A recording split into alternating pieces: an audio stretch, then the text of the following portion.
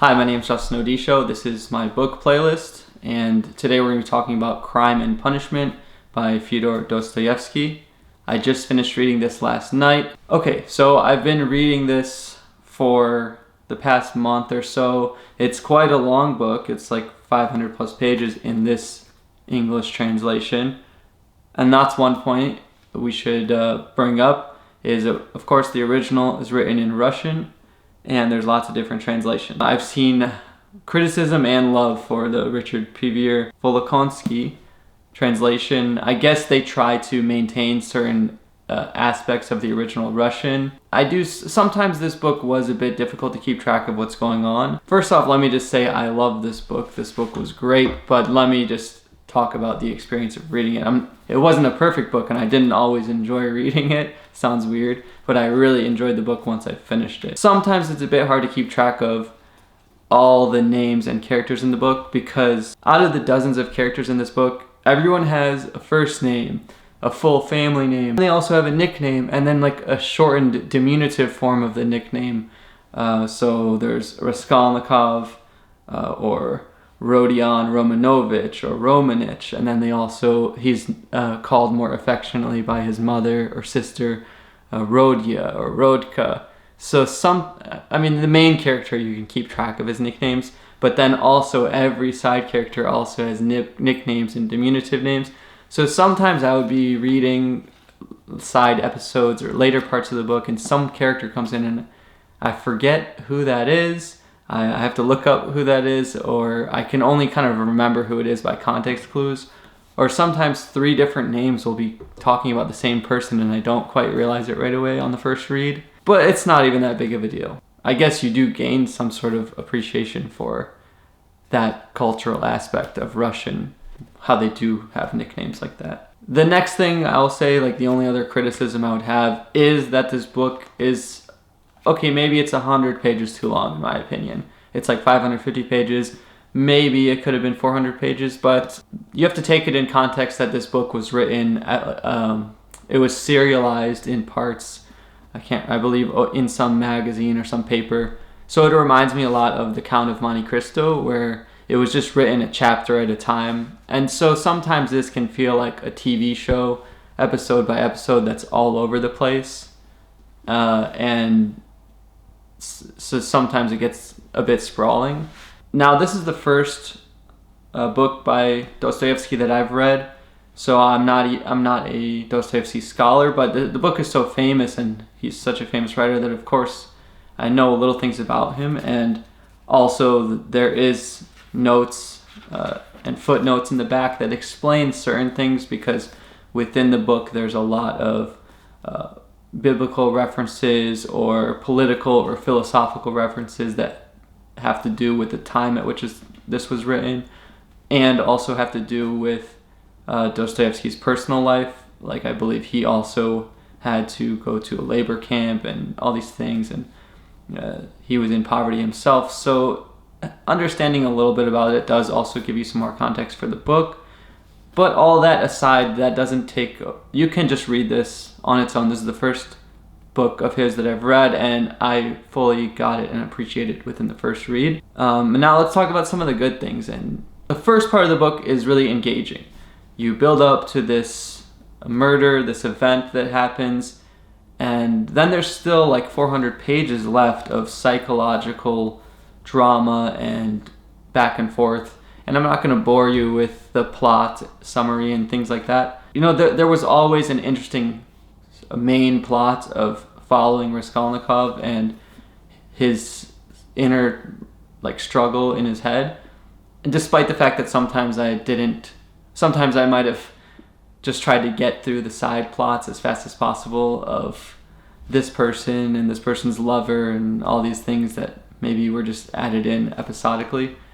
Once I finished the book, I really appreciated the ending and the overall picture that I got, and I'm glad that I finished it because I definitely could see how you could just stop at part 5 or parts like page 300 or 400 and just give up on the book. But even down to the last couple pages is where all the payoff was, and I thought it was so amazing the way that Dostoevsky almost makes you believe Raskolnikov. For the whole book, he's trying to convince himself that he didn't do anything wrong. And from sitting and reading the book sitting with the book and reading the book over weeks at a time, you kind of get in his head every time you read, and you can empathize, or you can sympathize with him, or you start to believe him. You believe him that he thinks he didn't do anything wrong, and that, all of his philosophical theories about... And this book, it gets deep. It may not be the most... Sometimes it's a bit darkly comedic, but the ideas in it are really deep, so you might also need some philosophical context or background. But the main thing that got me was that all the way up until almost the last page, and I guess this might have somewhat spoilers. I'm not really spoiling the plot too much, but all the way up until the last page, even after everything is done and he's in Siberia or whatnot, he still thinks that he did nothing wrong, or at least that's what he tells the reader, or at least that's what the reader is led to believe, or he seems to try to convince himself, until he basically breaks down at the last moment, cries, and at the feet of this other character who is also should be like a reject, or should be someone that society or you don't. It's almost like the weakest character has the most powerful influence. But the part that struck me so much was it's almost like Dostoevsky tricked me. Like, I was believing that Raskolnikov didn't think that he did anything wrong, all to take you through... the main thing happens in the first 100 pages, and then you have 400 pages of trying to convince himself and trying to convince the reader that he didn't do anything wrong.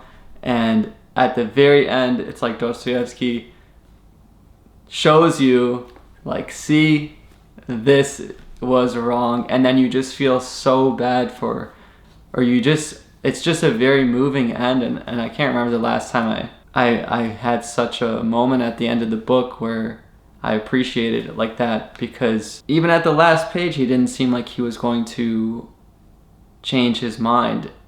And so it's almost like 400 pages of resisting and resisting and resisting until he finally breaks down and gives up on this idea that these philosophical ideas that great men can do whatever, like there's moral exceptions for certain types of people, and you have to read the book to get all these finer arguments. And despite how everything seems so logical and so convincing, Dostoevsky shows you that it doesn't matter, and that is not despite how logically correct it may seem, for some reason this character cannot do it and ends up just breaking down in the end. So that's maybe a very vague and general summarization of all of the different ideas in this book, but just that main through point of the main character and this transformation that he goes through, and the way that it surprisingly hit me at the end, I thought is what made this book so great, because I can't remember the last time that I've read a book that showed me the humanity of a character like that. So, and I just was on Twitter. My voice is going away. I was on Twitter, and I'm tired of seeing these threads that are like 10 books that everyone should read, and it's just like dumb books like The Power of Habits and why you should, or like dumb business books, when a book like this is what you should read, because this really makes you think and shows you different sides and the humanity of these characters. It's just a very memorable and a very two-sided character, where you like him despite the fact that he did this horrible thing, and then you just feel bad for him, and then you also reflect on yourself and society in general, and you see how, despite this strong and intelligent front that he was putting up, and when you consider the circumstances that he was in this dingy, low-ceiling apartment, and he was broke, and his family was sort of sacrificing things for him. You just feel bad for him, like he tried so hard to be something. He tried so hard to convince himself that he was something great, like Napoleon or someone, and at the end he just has to fail. At the end, after 400 pages of resisting and resisting, he finally just gives it up, and you just see the humanity of it. I don't know, I'm rambling. That's how the best way I'm trying to explain it. But if you read the book, you will hopefully understand what I'm talking about. And if you don't feel that at the end, I don't know. I don't see how you could not appreciate that. So I think that this is just a great book. I'm excited to read some of his other books. I've heard The Brothers Karamazov is equally or better than this, as great. I might take a little break because I don't know if I can jump right into another 500-page plus episodic beast of a book, but I definitely am going to go, get some of his other books and read his major works, because I can't remember the last time I read something with such a great, I'm not going to say twist, but just such great questions that it asked. If you've read the book, I'd love to hear what you think, or if you're more of a Dostoevsky scholar or fan, let me know what I should read next or anything interesting. And if you'd like, I have a couple other videos in my book playlist, and hopefully I'll just continue doing this, because my YouTube channel is more like, has been software education and video, but in general I want it to be education in general, even if I only just do a handful of book videos here and there. This is like my university. Thanks for watching, and I'll see you in the next one.